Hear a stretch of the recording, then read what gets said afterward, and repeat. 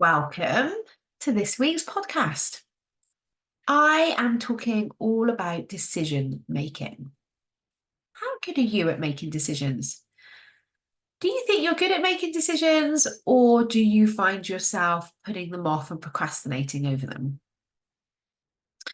I find this really interesting. I was coaching a client of mine on this the other day, and her thought was, I'm not good at making decisions.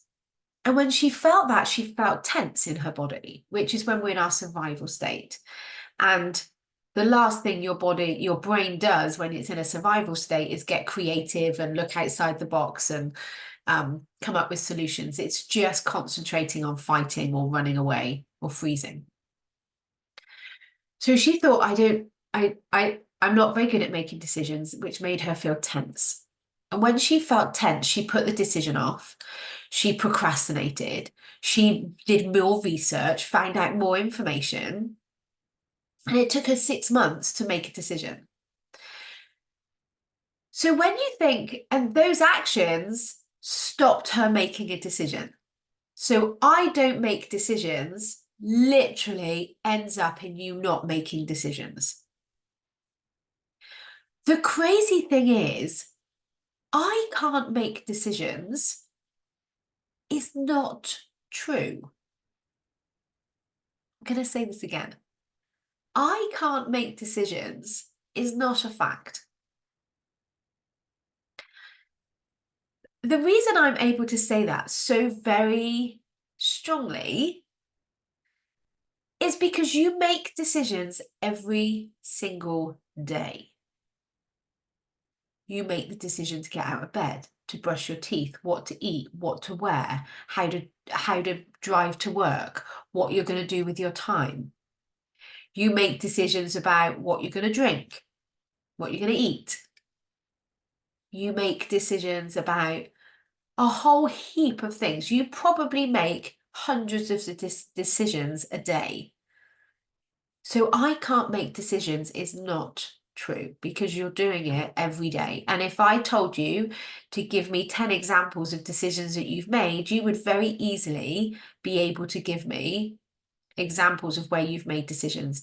And ironically, this person at the end of this call made a decision. And I'm like, see, you just made a really strong decision. So why do you think you can't? So it's a lie that you're telling yourself, and that lie is keeping you protected. It doesn't matter if you spend 6 minutes or 6 months thinking about a decision. The decision itself is made in a split second. So it doesn't matter if you've got loads of information or no information. The actual decision, whether you're going to buy something, do something, hire something, whatever, is made in a split second, regardless of how much research, how much time you've spent. Even if you spent 6 months thinking about something, the decision is still made. Yes, okay, I'm going to do it, or no, I'm not going to do it. So thinking about it only makes it worse. And the more that you think, the more negative that's going to get, because the primitive brain takes over time, and the primitive brain is negative. So here's a couple of ways to help you make decisions. In my experience, most people don't make a decision in case they get it wrong. They think that there is a right or wrong decision. So first of all, really understanding and accepting that there actually is no wrong decision, especially if it comes to something about you in your life. Somebody might disagree with your decision, doesn't make it wrong. That's just their opinion. You know everything about you, especially if it's your environment or your experiences. Even if someone disagrees, so what? This is about what you want to do, and there is no right or wrong when it comes to you, other than what you're going to make it mean later if you decide it was a wrong decision and you beat yourself up. That part, my friend, is optional. So I love going into situations with a win or learn attitude.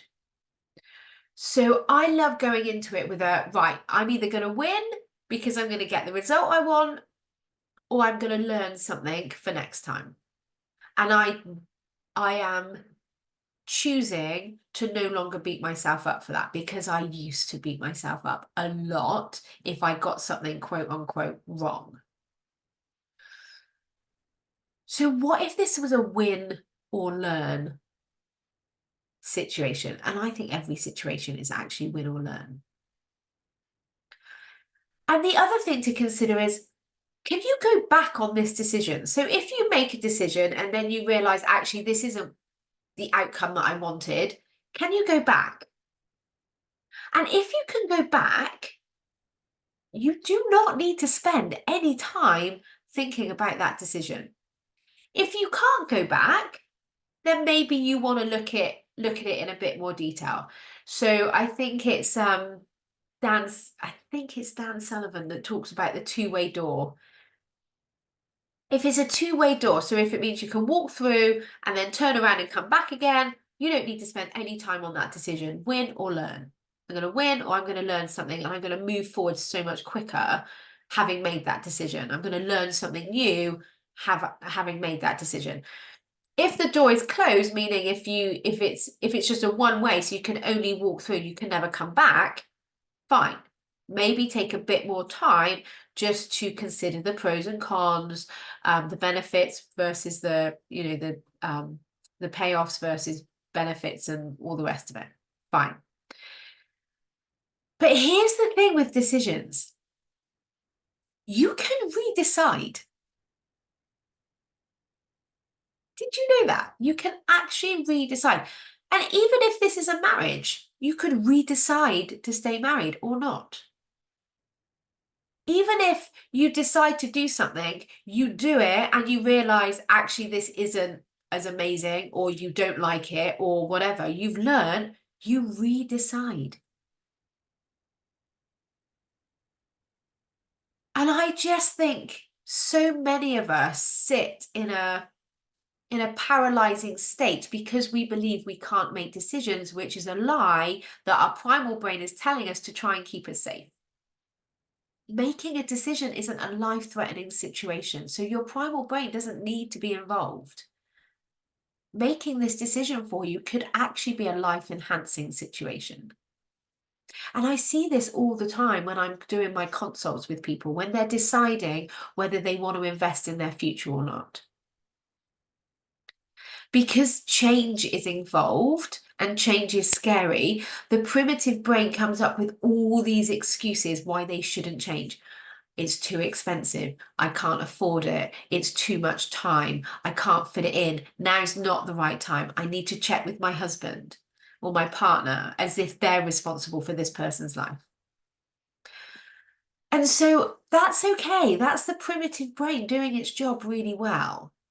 But when you consider that, especially life coaching, this is a life-enhancing investment. It is not life-threatening in the slightest. But our primitive brain doesn't know that. So having that kind of understanding is what then we can approach decision making with a lot of compassion. So if you are someone who thinks and believes that you can't make decisions, please just know with fascination and absolute compassion, that's not true. And if there's not true, and if there's no right or wrong here, how much freer and easier is that decision to make? Maybe still scary for you, of course, but that's not a problem. Fear is not a problem. Fear comes up all the time in every single human. It doesn't have to stop us. So I hope this helps you making some decisions in your life. And if you want to talk about it more, please get in touch, because I would love to help you. Have an amazing week. Bye.